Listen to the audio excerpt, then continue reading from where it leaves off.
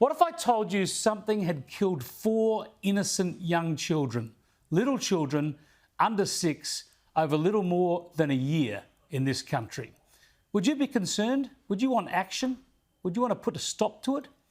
What if I told you this same fate, this same horrible death had befallen another 7 people over little more than 4 years? That's 11 deaths all up, 5 of them little kids, in just over 4 years. And in this same time, many hundreds of people, likely into the thousands, have been admitted to hospital with serious injuries, sometimes shocking wounds. We should do something about this, shouldn't we? That's what you'd expect, surely, if we could. I'm referring to dog attacks. I've spoken about this before, but I want to do it again tonight because of what happened in the New South Wales town of Cowra yesterday. Tragically, police have confirmed this afternoon that the toddler has passed away.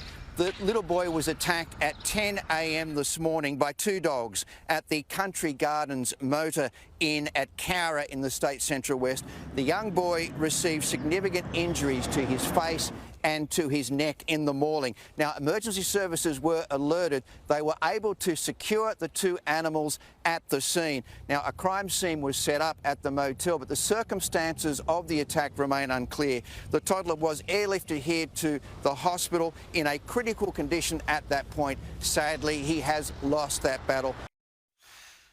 Just terrible, sickening. A 2-year-old. To lose a child in this way should be a national disgrace. To have dogs on the loose in this way just should not be tolerated. This stuff always upsets me, makes me so angry.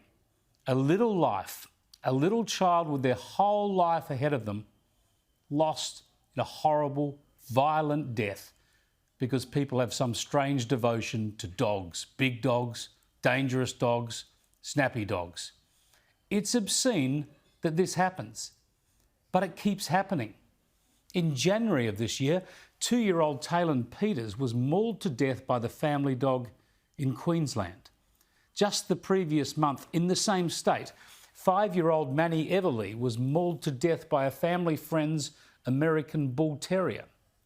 In the middle of last year, a 5-week-old baby was killed by an American Staffordshire Terrier in New South Wales, a 5-week-old baby. That's 4 children dead in less than 18 months. And our nation gives a collective shrug of the shoulders. And as I said, go back a little further, and there are 11 deaths. In March 2020, an elderly woman on her morning walk was attacked and killed by a pit bull and a mastiff. In Victoria in 2019, a wheelchair-bound man was attacked and killed by his son's dog, an American Staffordshire Terrier. The man's wife was hospitalised with serious injuries. In March 2018, a Rottweiler in Inverell in northern New South Wales ripped 1-year-old Camilla Jones out of her pram while her mother took her for a walk, and the little girl was killed. Look, each state keeps records on all this, the attacks, the injuries, the hospitalisations and the deaths. The numbers are grim reading. In New South Wales alone, it's about 200 attacks a month. That's the attacks that are notified in one state. Extrapolate that nationally and you're talking about 600 or 700 reported attacks a month. That's more than 20 attacks a day and more than 1 hospitalisation every single day. Yeah, there are laws around about all this stuff from state to state and council to council, but obviously they aren't working. 20 attacks a day, hospitalisations every day, kids being killed with horrible regularity. Now, I know most of you are dog lovers. Every owner thinks their dog is okay, that they have it under control. But I beg to differ. Any dog big enough to kill a kid, and that's a hell of a lot of dogs, every one of them must be under the control of their owner at all times. And if not, then the owner should be culpable for any repercussions. No dog owner has a right to take risks on behalf of other people's kids. Local councils might want to stop trying to change the climate or ban nukes. Local councils might want to try and enforce dog laws with a bit of vigour. With everything else, councils are full of nanny state overreach, masks and lockdowns and rules and regulations.